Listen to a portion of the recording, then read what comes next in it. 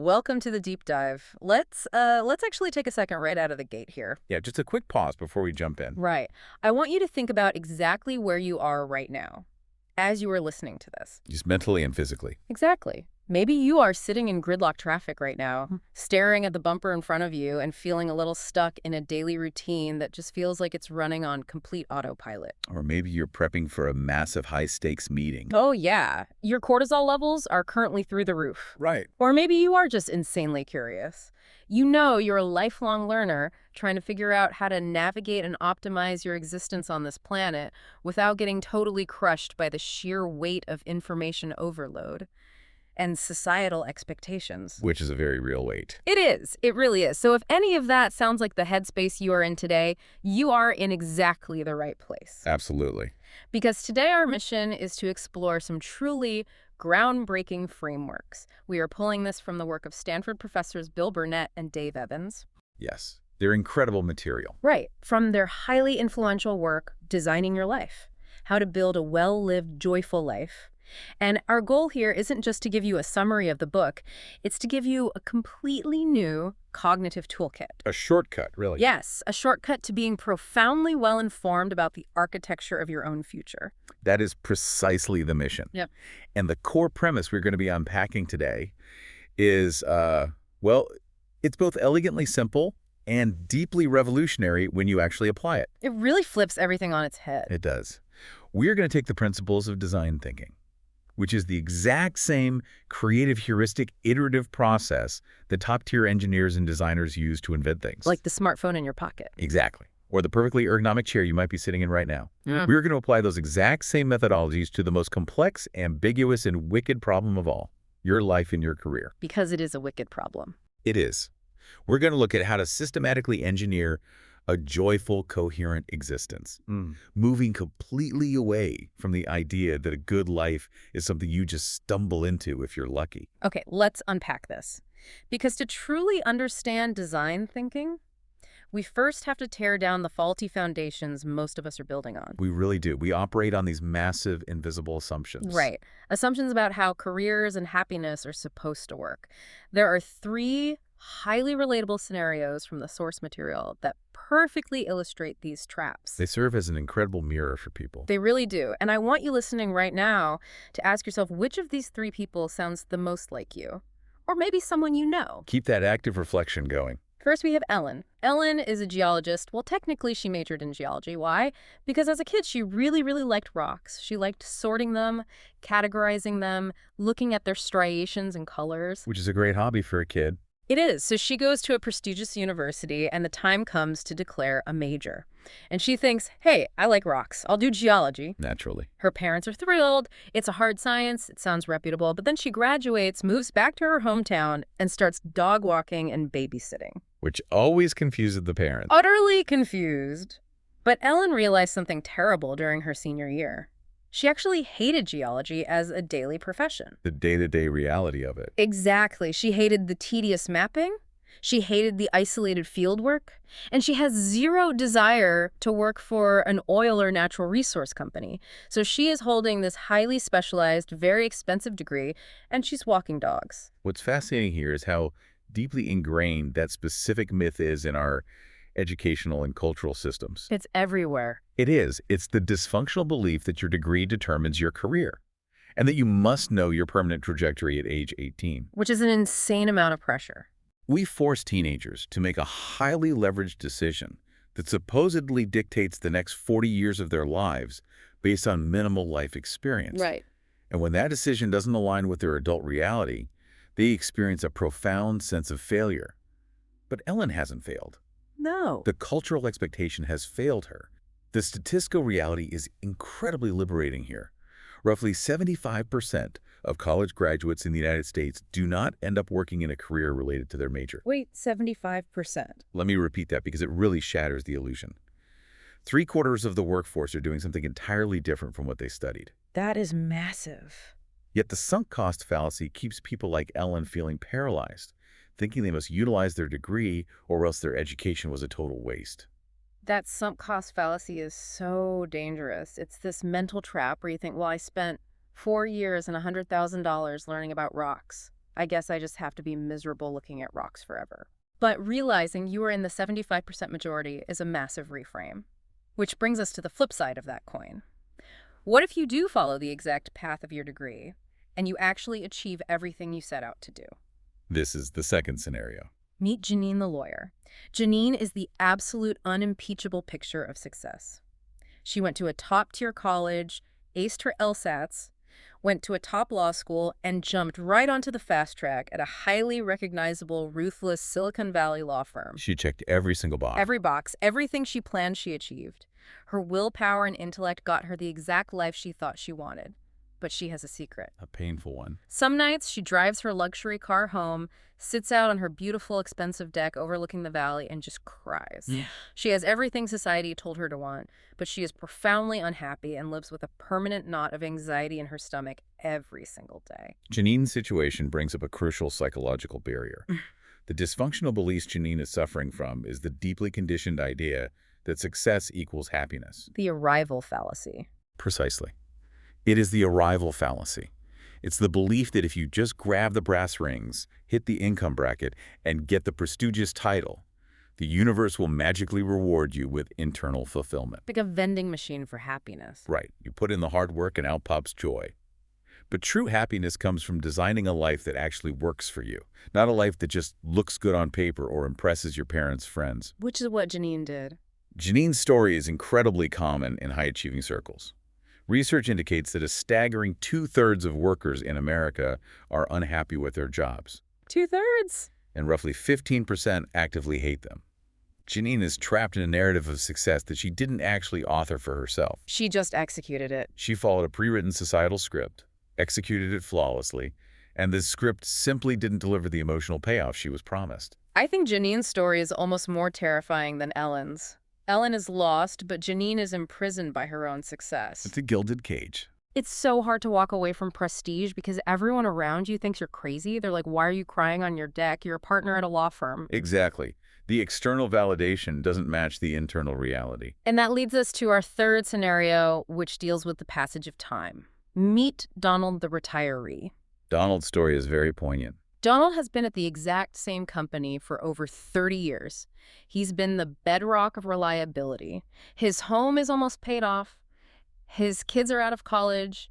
And doing well, his retirement portfolio is safely invested. The American dream. He has lived the absolute epitome of the solid, responsible, mid-century American dream.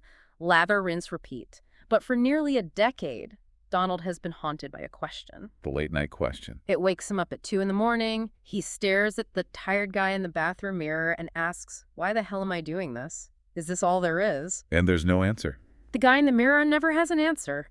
Donald's dysfunctional belief is that it is simply too late to change. He's put in the time. He's in his 60s. He thinks he can't stop doing what he's always done. Donald's paralysis stems from the industrial-era concept of retirement. Right. The idea that you work a grueling job you tolerate for 40 years so you can finally relax on a golf course until you die. Which is pretty outdated. It's completely outdated. Yeah. Human longevity and vitality have changed dramatically. The necessary reframe for Donald is that it is never too late for an encore career. An encore career. I love that term. There are over 31 million people between the ages of 44 and 70 in the U.S. alone, who are actively seeking a career that combines personal meaning, continued income, and social impact. 31 million. They don't want to just stop. They want to pivot. This is where I want to pause and ask you, the listener, to actively reflect on your own cognitive biases. Yeah, think about this for a second. Which of these three people resonates most closely with your current state of mind?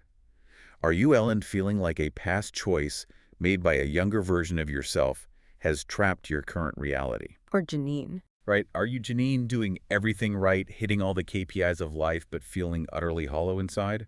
Or are you, Donald, feeling like the clock has run out, the cement has dried, and you just have to endure the status quo to the finish line? Just enduring it. Understanding which of these cultural myths is operating in your subconscious is the absolute first step. These aren't just personal failings. They are systemic cultural traps that require a new methodology to escape. I love how you framed that. Systemic traps require new methodology. We can't just wish our way out of them. No, you have to build your way out. So how do we actually get out? Well, this shifts us into the core philosophy of our deep dive today. understanding the fundamental difference between engineering and design. This is a crucial distinction. And to do that, I want you to look around your physical environment right now. The laptop or phone you are using to listen to this, the chair you are sitting on, the alarm clock that chirps at you in the morning, the steering wheel of your car. Every object. Every single one of those objects was designed to solve a specific problem. Yes, everything in the built environment starts with a problem. But we have to break down the critical difference between what constitutes an engineering problem and what constitutes a design problem. Right. This isn't just semantics. Confusing the two is a massive source of misery and friction in life planning. How so? Well, an engineering problem is characterized by algorithmic certainty. It is a problem where you have a vast amount of historical data, a fixed, definable goal, and a single optimal solution that can be mathematically or physically proven. You can calculate your way to the answer. You can literally calculate your way to the correct answer. Right, and a perfect example of this comes straight from the career of Bill Burnett, one of the authors of this framework. Yes, from his time at Apple. Before his time as a Stanford professor, he worked at Apple, and he was tasked with engineering the mechanical hinges on their early PowerBook laptops. A classic engineering challenge. This was a pure, unadulterated engineering problem. The goal was entirely fixed: make a physical hinge that will last for 5 years of heavy use. Which they had to quantify. Exactly. They quantified that as opening and closing the laptop 10,000 times without the wires fraying or the plastic snapping. Because the goal was fixed, they could test tons of mechanical solutions, gather the stress test data, and keep iterating until they hit that exact mathematical target. And once they hit it, the problem was solved, and they could reproduce that exact hinge millions of times on an assembly line. exactly, that is algorithmic certainty. But contrast that with a design problem. Okay. A design problem is heuristic. It is ambiguous. In a design problem, there is no precedent. There is no fixed outcome or predetermined correct solution to work toward. You're kind of in the dark. You don't have all the data because the thing you were trying to create doesn't even exist yet. You are operating in a space of complete unknown. The story that brilliantly highlights this heuristic ambiguity is the invention of the first Apple laptop that actually featured a built-in pointing device. This is a great story. Up until that moment in history, if you had a laptop, you still had to plug in a clunky external mouse on a wire. Which completely defeated the purpose. Basically defeated the whole purpose of having a portable computer if you were sitting on an airplane or a park bench. This was a massive design problem. Because nobody knew what the solution should look like. There was no mathematical formula to solve how do we make the mouse portable. Then an industrial designer named John Krakauer had this wild, seemingly irrational idea. A total creative leap. He had been tinkering with tiny trackballs, and he decided to physically push the entire QWERTY keyboard toward the back of the laptop, leaving just enough empty plastic space at the front near the user's wrists to squeeze in this little trackball. It sounds so obvious now. But think about that back then. There was no engineering data that told him to do that. It was a creative leap, a prototype, and it was a massive breakthrough that permanently changed the signature look and functionality of every laptop manufactured since. If we connect this to the bigger picture, this brings us to the ultimate so what for you, the listener. Right. Why does this matter to you? Your life, your career, your relationships. These are not engineering problems. They cannot be solved with a spreadsheet, a pro-con list, a predictive formula, or hard data analysis. You can't chart it out on a graph. You cannot calculate your way to happiness because the data of your future doesn't exist yet. Your life is an aesthetic, highly subjective human design problem. An aesthetic problem. Consider the analogy of high-end sports cars. Both a Porsche and a Ferrari are magnificent, expertly engineered high-performance vehicles. But they solve the design problem of automotive aesthetics and driving experience in completely different ways. Very different ways. The Ferrari has a passionate, curved, aggressive Italian feel. It's loud, it's visceral. The Porsche has an exacting, sleek, fast, highly disciplined German sensibility. Neither is mathematically correct. Exactly. Neither's the mathematically correct answer to how a sports car should look and feel. There are different design choices based on emotion identity and aesthetics. Your life is exactly like that. There is no mathematically optimal life for you to discover. You don't calculate your way to a joyful life. You have to build your way forward. Build your way forward. I want that put on a t-shirt. It completely relieves the pressure of having to figure it all out in your head before you take a single step. It really does. But wait, If we are shifting from this rigid engineering mindset to this fluid design mindset, we can't just wing it. We need the right cognitive You tools. still need a framework. And this is where we get into the 5 mindsets of a designer. These are the specific mental frameworks you need to build your way forward. Let's really dig into these because they sound simple on the surface, but applying them is incredibly difficult. They require practice. Tool number 1 is be curious. Now, we hear stay curious all the time. It's a bit of a cliche. But in design thinking, curiosity serves a very specific mechanical function, doesn't it? It does. In design thinking, curiosity isn't just a passive trait. It is an active mechanism for lowering the stakes. Lowering the stakes. When you are curious, you aren't trying to be right, and you aren't terrified of being wrong. You are simply exploring. It invites exploration without the paralysis of judgment. That makes it so much less scary. But the most pragmatic way to look at it is that curiosity gets you good at being lucky. It actively increases your surface area for serendipity. Being good at being lucky. I love that. When you are relentlessly curious, you start seeing opportunities, connections, and alternative paths that are hiding in plain sight. Things which a rigidly focused, stressed-out mind will entirely filter out. That makes a lot of sense. If you're only looking for the exact door you plan to walk through, you'll miss the 3 open windows right next to it. Exactly. Which flows perfectly into tool number 2. Try stuff or having a bias to action. And I want to play devil's advocate here for a second. Please do. Having a bias to action sounds exhausting. Most people are tired. The idea of just trying stuff feels risky when you have a mortgage and a family. Why is this so critical? I understand the pushback and the friction there is real. The fear of ruining your one chance or jeopardizing your stability keeps people paralyzed on the bench. Right. But having a bias to action doesn't mean recklessly quitting your job to join the circus. It means committing to building prototypes. Prototypes. You cannot figure out your life by sitting in an armchair and just ruminating on it. You have to get in the game in small, low-risk ways. How does a designer do that? Designers build cheap, fast prototypes to test their assumptions. They test things out, they fail quickly and quietly, and most importantly, they embrace change without being emotionally attached to the final outcome. They don't take it personally. They are strictly focused on what happens next, what data they just gathered, not on ensuring the prototype becomes the final permanent product. Okay, so prototyping your life might look like, instead of quitting your accounting job to open a bakery, you just ask to shadow a baker for one Saturday morning at 4 a.m. to see if you actually tolerate the reality of the work. Exactly. That is a low-resolution prototype. It costs you nothing but a few hours of sleep, but the data you gather is infinitely more valuable than months of daydreaming. Tool number 3 is reframe problems. This is how designers get unstuck when they hit a wall. It's a vital skill. We just talked about reframing those dysfunctional beliefs earlier with Ellen, Janine, and Donald. But how does reframing actually work on a neurological level? Reframing is essentially breaking out of cognitive loops. Humans suffer from the framing effect, where our brain limits the possible solutions based entirely on how the problem was initially described to us. We get locked in. When you reframe, you are consciously stepping back, examining your inherent biases, questioning the foundational premise of the problem, and opening up entirely new spaces for solutions. Give me an example of that. If you think the problem is, I need to get a promotion to be happy, you are trapped. If you reframe it to, I need to find a way to utilize my creativity more often, suddenly you have dozens of actionable options that don't rely on your boss promoting you. That's a huge paradigm shift. Tool number 4 is, no, it's a process.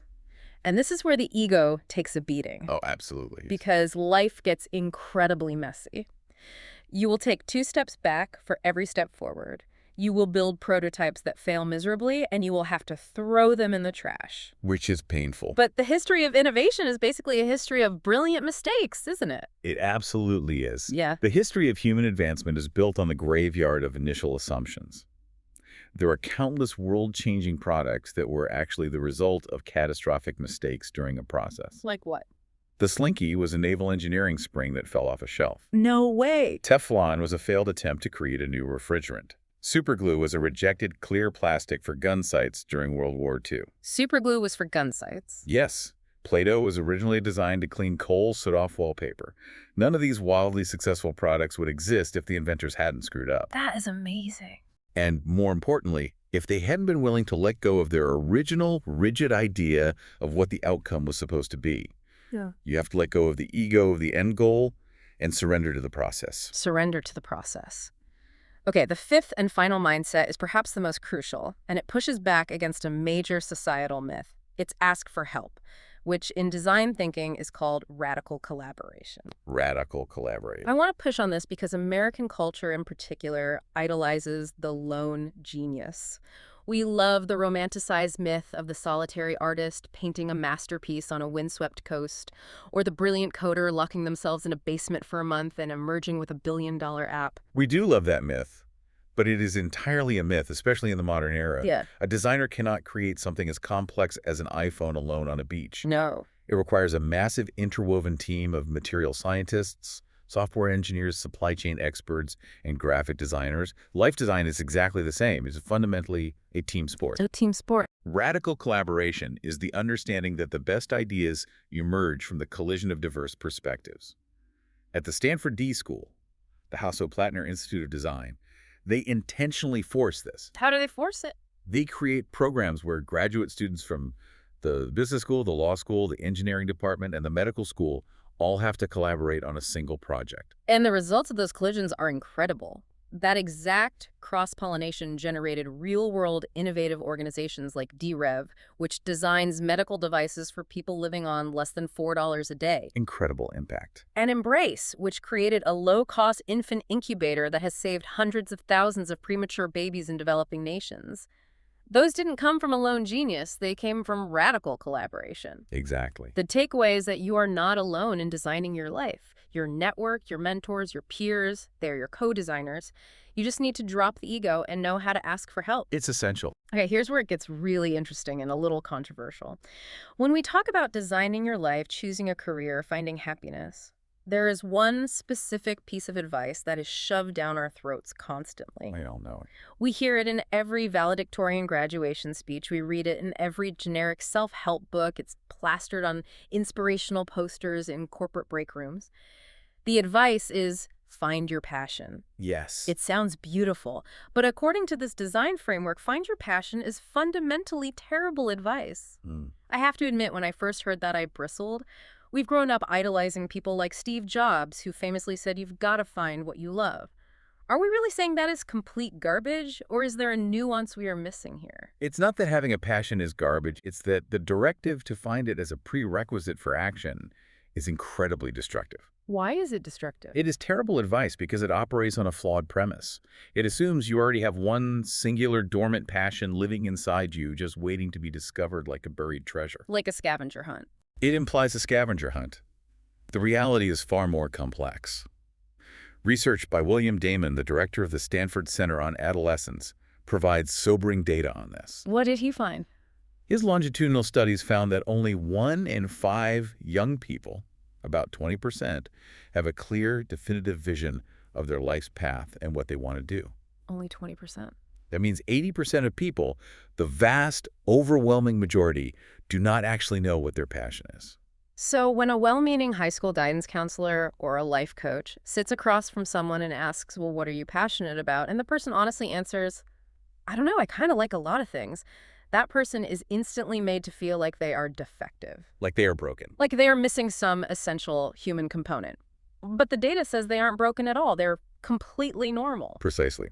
They are the norm. Now, there are absolutely people who do have that singular burning passion from childhood, and that's wonderful for them, but they are the outliers, not the rule. Yeah, the classic examples are always so highly specific.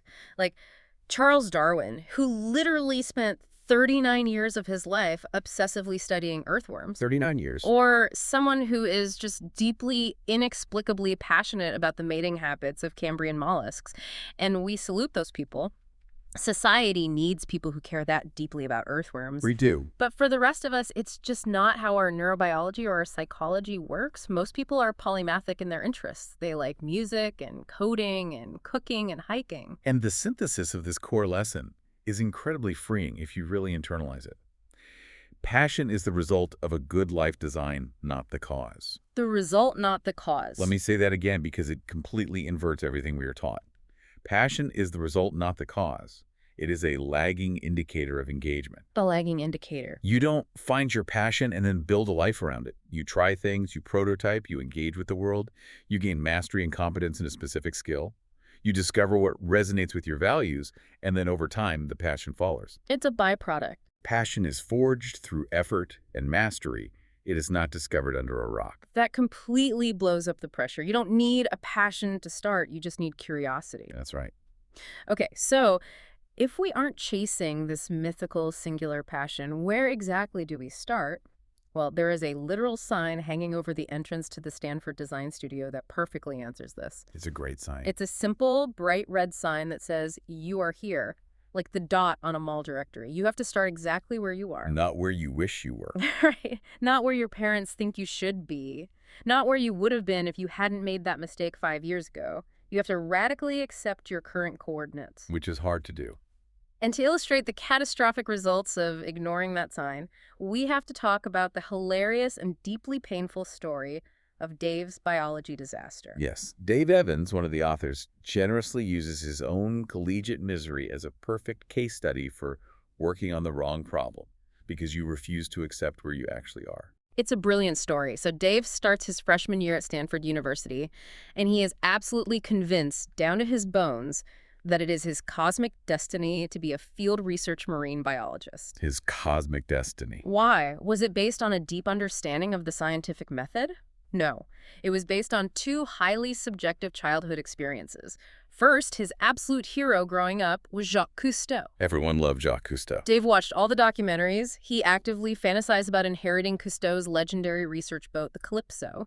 He wanted to wear the wetsuit frolic in the ocean with seals and explore the deep blue. It was an aesthetic dream. He had an aesthetic appreciation for the idea of the job. Second, he had a high school biology teacher named Mrs. Strauss, who was just fantastic. She made the subject come alive. But what Dave did, which is a very common cognitive error, is he conflated Mrs. Strauss's pedagogical skill, her great teaching, with his own innate aptitude for the subject matter. A huge mistake. He also confused the romanticized televised version of marine biology with the grueling, unglamorous reality of the daily work. Exactly. So he confidently declares a biology major. But here is the brutal reality of, you are here. He hated it. He absolutely hated it. He was actively failing biochemistry. He wasn't frolicking with seals on the coast of France. He was stuck in a windowless basement lab doing endless bench research on RNA. Just crushing test tubes. He was basically just crushing, cleaning, and sanitizing test tubes for hours on end. He was miserable, his grades were terrible, and his teaching assistants kept pulling him aside. They tried to warn him. They were brutally honest. They said, "Dave, you are no good at this. You are grumpy all the time. You hate the lab work, but you sure do love arguing with us about the grades. You should quit biology and go be a lawyer." That's pretty direct. But Dave, armed with his stubbornness and his Jacques Cousteau fantasy, absolutely refused to listen. Dave's fundamental error in this scenario was that he completely lacked what in Zen Buddhist philosophy is called shoshin, or a beginner's mind. A beginner's mind. He didn't approach his education with openness or inquiry. He didn't ask questions. He rigidly assumed that his earnest but completely misguided 17-year-old self knew his permanent destiny. He was locked in. If he had possessed a beginner's mind, he would have prototyped. He would have gone down to the Hopkins Marine Station to see what the actual daily work of a marine biologist looked like. He would have tested the waters literally. He would have asked to volunteer on a boat. But he didn't. He locked in on a fantasy. He was spending all his energy trying to solve the problem of how do I get better grades in a major I hate, rather than stepping back to solve the real problem, which was I shouldn't be a biology major at all. He was fighting reality. And that leads us to a concept that I think is the most pragmatic, immediately applicable tool in this entire framework. It's called the gravity problem. This is a profound concept, and it requires a total shift in how we view our obstacles. Let's get into it. In design thinking, there's a strict rule. If a problem is not actionable, it is not actually a problem. It is a circumstance, it is a reality, it is a fact of life. The authors call them gravity problems, because you cannot change gravity. If you come to me and complain, my biggest problem is gravity. It's making my bicycle way too heavy to pedal up these steep hills. You are completely stuck. Because you can't fix gravity. You cannot fix gravity. No amount of complaining, wishing, or policy changes will alter the gravitational pull of the Earth. You can only change your bicycle, buying a lighter frame, or you can change your physical fitness, or you can choose a different route. This is where we need to have some real banter because people get so stuck here. We all have gravity problems that we obsess over. Let's throw a few of these back and forth because the distinction between an actionable problem and a gravity problem is notoriously slippery. Let's do it. Let's start with the classic poet income problem. Say I come to you and I'm furious. I say, look, my problem is that I'm a brilliant poet, but poets just don't make enough money in our capitalist culture to survive. It's fundamentally unfair. Society doesn't value art. What do I do? Should I start a petition?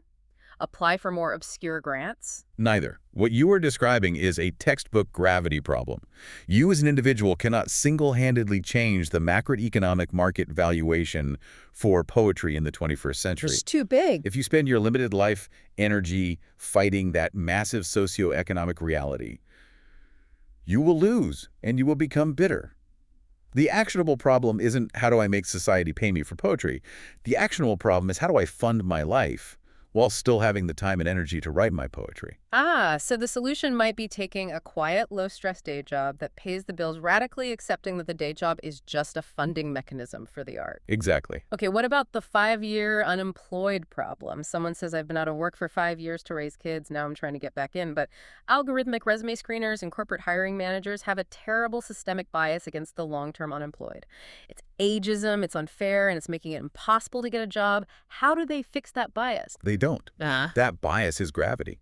It is deeply unfair, but you cannot instantly rewire the psychological bias and corporate risk aversion of thousands of hiring managers across the globe. You can't beat the machine. You cannot fight the algorithm head-on. So you must change what is actionable. You must change how you appear to them. You bypass the traditional resume screen entirely. You take strategic volunteer roles to create a current track record. You switch to an emerging industry with less institutional ageism. Or you utilize radical collaboration to network your way to a hiring manager who will look past the gap. You solve for the gap, not for the societal bias. Okay, here's a highly specific but deeply relatable one. The family firm outsider. Say I work for a lucrative manufacturing company that has been family-owned for 5 generations. The family name is Fiddle Slurp. Great name. I am brilliant at my job, I outwork everyone, and I want to be a vice president. But the reality is the family always promotes a Fiddle Slurp to the VP roles. It's pure nepotism. Should I threaten to quit? Should I try to marry one of the Fiddle Slurp cousins? Unless you plan on a strategic marriage, you will never be a Fiddle Slurp. That is genetic gravity. You have 3 choices. You can leave the company entirely. You can stay and be perpetually resentful. Or, and this is the design thinking approach, you can completely reframe the situation. How do you reframe nepotism? You reframe the family nepotism, not as a ceiling on your ambition, but as your ultimate job security. Because the VP roles are reserved for family, you are freed from the toxic corporate politics of fighting for them. Oh, wow. You can pivot your goal to becoming the absolute most valuable, indispensable middle manager in the building, negotiating a massive salary and incredible work-life balance simply because you don't carry the burden and stress of the VP title. That is a brilliant pivot. You take the obstacle and use it as a shield. Last one. The 10 years to MD problem. I'm 35. I suddenly realize my dream is to work in medicine and treat patients. But I look at the reality. Pre-med medical school residency, it takes a decade or more. I don't want to spend my late 30s and early 40s eating ramen and pulling 80-hour shifts as a resident. How do I hack the medical school curriculum to make it faster? You cannot change the stringent, legally mandated curriculum requirements of the American Medical Association. That is institutional gravity. Yeah. But let's reframe. What is the actual core desire? Right. What's the real goal? Is it the letters MD after your name for ego? Or is it the desire to heal and treat patients? If it's the latter, there are actionable paths. You could become a physician's assistant, which allows you to diagnose and treat patients, but takes a fraction of the time. That's a great alternative. You can become a nurse practitioner. You can work in the rapidly expanding corporate wellness field. The profound, overarching psychological takeaway from all of these examples is that the only rational, healthy response to a gravity problem is radical acceptance. Radical acceptance, not passive resignation, but active acceptance. Exactly. Resignation is giving up. Acceptance is acknowledging the rules of the board game you are currently playing. Fighting reality means reality always wins, and it drains your energy. It's exhausting. Radical acceptance is what stops the bleeding. It frees up all that previously wasted creative energy so you can start solving the adjacent problems that are actually actionable. Okay, so we've accepted our reality. We aren't fighting gravity anymore. We know we are right here, right now. But how do we figure out the actual health of our current situation? Before we design a new life, we need an audit of the current one. You need a baseline. The framework gives us a brilliant intuitive tool for this, the HWPL dashboard. I want you to visualize the dashboard of your car. You're driving down the highway. You've got your gas gauge, your engine temperature, your speedometer, the check engine light. And you monitor them constantly. If you ignore those gauges, the car breaks down. Your life operates on a similar system, but it has 4 main gauges: health, work, play, and love.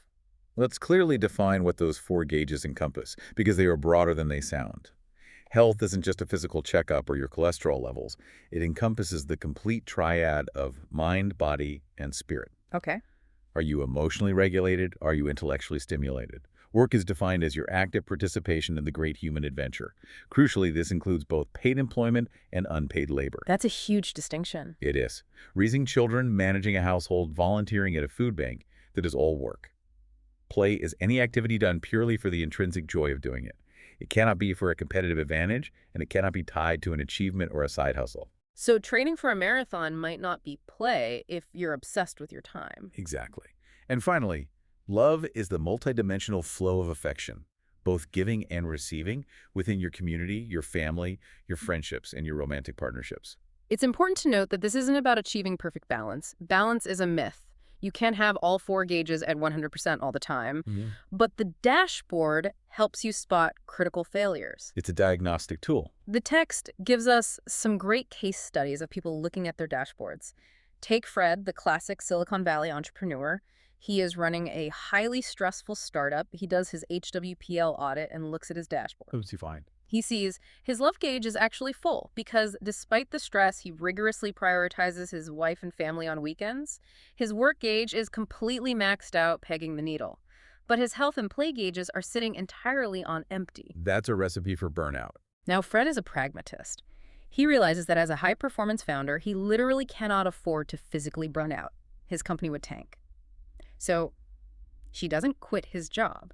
He tweaks the dashboard. Small adjustments. He hires a personal trainer to force him to work out, and he starts listening to fiction audiobooks on his commute to inject a tiny bit of intellectual play into his routine. He made actionable tweaks to keep the engine running. Then there is the case study of Debbie. Debbie is a highly skilled product manager who recently made the difficult decision to leave her paid corporate job to stay home and raise twin boys. Raising twins is intense. Very. When she sat down to do the dashboard exercise, she felt a sense of loss. She felt like she had surrendered her professional work identity and fully expected her work gauge to be sitting on empty. Because she wasn't getting a paycheck. Right. But as she went through the definitions, she had a profound realization. When she properly valued the immense, exhausting logistical labor of running a household and raising 2 human beings, she realized her work gauge wasn't empty at all. It was completely full. The dashboard validated her choice. It did, and it cured her guilt. That invisible labor is so rarely validated. And then there's Bill Burnett himself, one of the architects of this whole system. He did the audit and realized his play gauge was basically running on fumes. He forgot how to play. As an adult with responsibilities, he had forgotten how to play. The only time he felt pure, uncompetitive joy was when he was cooking elaborate meals for his friends. So his actionable step was simply to cook more often. Simple but effective. The dashboard acts as a diagnostic tool. It tells you where the leaks are.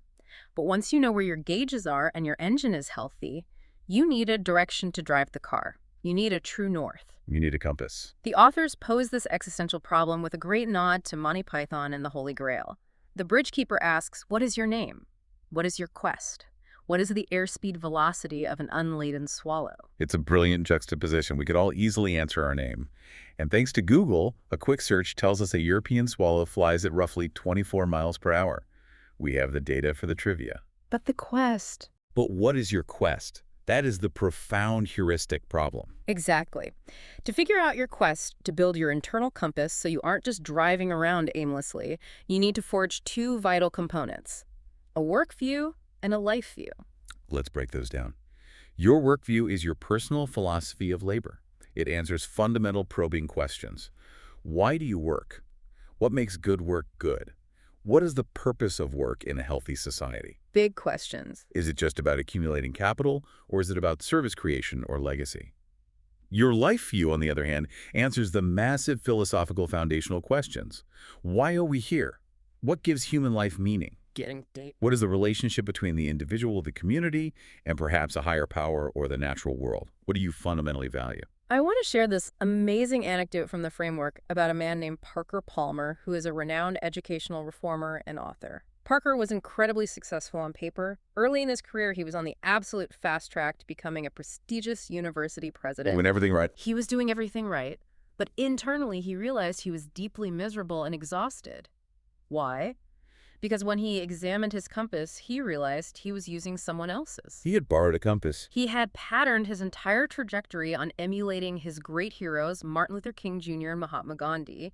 He was trying to live their lives based on their compasses, their immense public sacrifices, and their extroverted leadership styles. Which didn't match him. He had ignored his own introverted, contemplative nature. He was navigating by a map drawn for a different person. If we connect this to the bigger picture of psychology, what Parker Palmer was lacking in that moment, and what a properly calibrated compass provides, is coherency. Coherency. A coherent life is one where you can clearly, logically, and emotionally connect the dots between three specific things: who you are, what you believe, and what you are actively doing every day. Those three things have to align. True north is achieved when your work view and your life view completely align and inform each other. If your life view dictates that you believe deeply in protecting the natural environment and preserving the earth for future generations, but your work view accepts a job doing PR for a mega corporation that actively pollutes the oceans, you lack coherency. They're going to feel terrible. You will experience a massive, draining cognitive dissonance. You will feel a deep sense of disconnect and burnout, even if the salary is fantastic. This is why the authors insist that you must literally write down your work view and life view, put them on paper, to ensure you aren't accidentally navigating by society's map, your parents' map, or your hero's map. It's so easy to accidentally adopt a map that was handed to you. And speaking of maps, let's transition into the concept of wayfinding. We have our compass, we have our true north, but we still have to traverse the terrain. Well, we have to move forward. The framework introduces us to Michael, a civil engineer. Michael's story is a masterclass in what happens when you follow a script without wayfinding.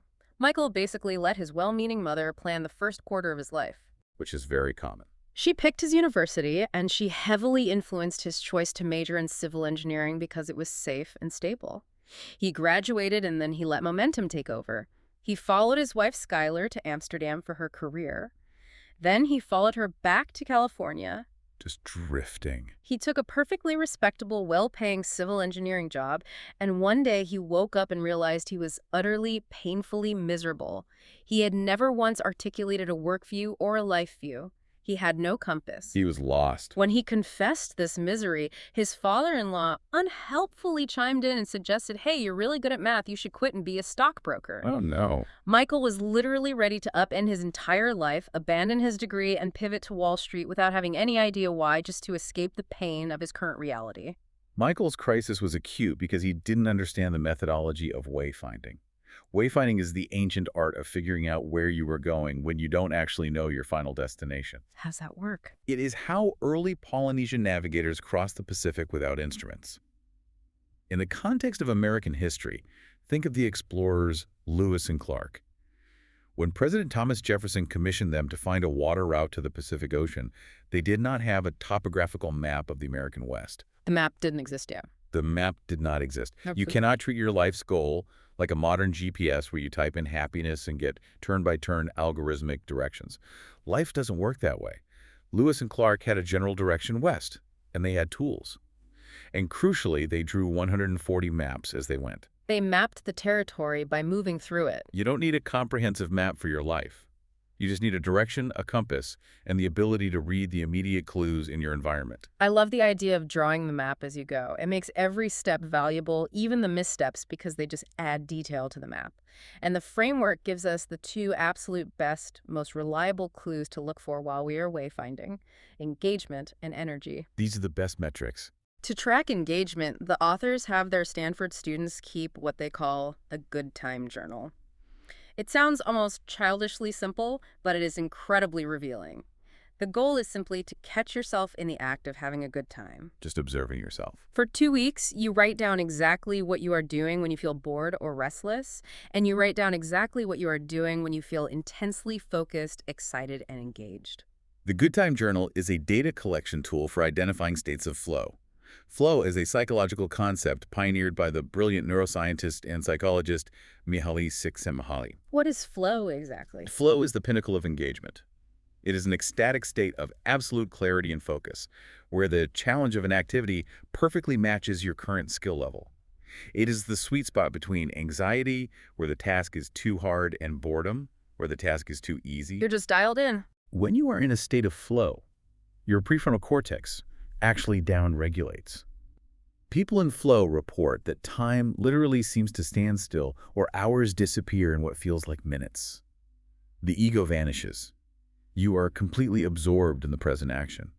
Flow is essentially adult play at its highest level of productivity. It's that magical feeling when you sit down to write an email or solve a coding problem. You look up and suddenly the sun is setting, 3 hours have passed, and you didn't even notice you had to go to the bathroom. That is flow. Finding those moments is like striking gold. And the second clue we need to track alongside engagement is energy. This blew my mind when I read it. Here is a wild neurobiological fact. The average human brain only accounts for about 2% of our total body weight. It's a tiny organ, but it consumes a staggering 25% of the energy we burn every single day. That statistic perfectly explains the modern knowledge worker's dilemma. It is why you can sit completely still in a supportive ergonomic chair at a desk all day, never lifting anything heavier than a cup of coffee, and yet come home feeling physically crushed and exhausted. Your brain is just burning calories. Cognitive friction burns immense caloric and emotional energy. Therefore, as you wayfind, you must meticulously track what specific activities sustain or generate energy for you and what activities completely drain your batteries. Pay attention to what exhausts you. You might find that interacting with clients gives you a buzz, while formatting Excel spreadsheets leaves you catatonic. Tracking these two clues, engagement and energy, is vital because it leads to a huge revelation. Most life design work, most of the pivoting we need to do isn't about dramatically blowing up your current life, quitting your job in a blaze of glory, and starting over from scratch in a new industry. Rarely is that the answer. Often it's about micro adjustments. It's about redesigning and tuning up the life and the job you are already in. It's volunteering for the projects that put you in flow and delegating or minimizing the tasks that drain your energy. Exactly. The journey we've mapped out today represents a profound foundational shift in perspective. We are actively asking you to abandon the paralyzing, culturally reinforced myth that you must find your singular perfect passion before you can start living a meaningful life. Let go of the passion myth. We are asking you to recognize your gravity problems, the systemic biases, the immovable realities of your industry or biology, and radically accept them so you can stop wasting your precious caloric and emotional energy fighting an unwinnable war against reality. We want you to take a hard, honest look at your own personal dashboard. Check your gauges for health, work, play, and love. Be brutally honest with yourself about what is running on empty and what is full. Validate your invisible labor, and then start the deep philosophical work of building your compass. Knowledge is only potential power. It is most valuable when it is understood and rigorously applied. So our challenge to you, the listener, is to actively engage with this methodology. Don't just listen and move on. Don't just listen to this and move on to the next thing. Sit down today, open a blank document, and write out your work view and your life view. It will be harder than you think. It takes real effort. Find where those two philosophies beautifully complement each other, and find the jagged edges where they clash. And tomorrow, start keeping a good time journal. Become an observer of your own life. Look for just one single moment of flow, one moment of total ecstatic engagement before the sun goes down. Okay, as we wrap up this deep dive into design thinking, I want to leave you with one final provocative thought to chew on. The core of this methodology tells us that a good designer never, ever chooses their first solution to any problem. They iterate. They ideate, they iterate. It also tells us that once you design something, once you build a prototype, it permanently changes the future that is possible. Every action opens new doors that didn't exist a moment before. Action creates opportunity. So consider this. We spend so much of our waking lives filled with anxiety, worrying that our lives are a final product. We view ourselves as a finished sculpture sitting on a pedestal, terrified that we are being rigidly judged by the world, our peers, and our families for every little flaw. That's a heavy burden. But what if you completely dismantled that belief? What if you stopped thinking of yourself as a final product? What if you treated your life, your career, and your identity as a permanent, ongoing, beautiful prototype? A permanent prototype. If you are just a prototype version 3.4 of yourself, then failing isn't a tragedy, it isn't a permanent setback, and it certainly isn't a reflection of your inherent worth. It's just data. Just objective data. It is just objective information telling you exactly what you need to tweak for version 4.0. So what single, messy, unexpected piece of data will you collect about yourself tomorrow? Think about it. Keep designing, keep exploring, and whatever you do, keep building your way forward.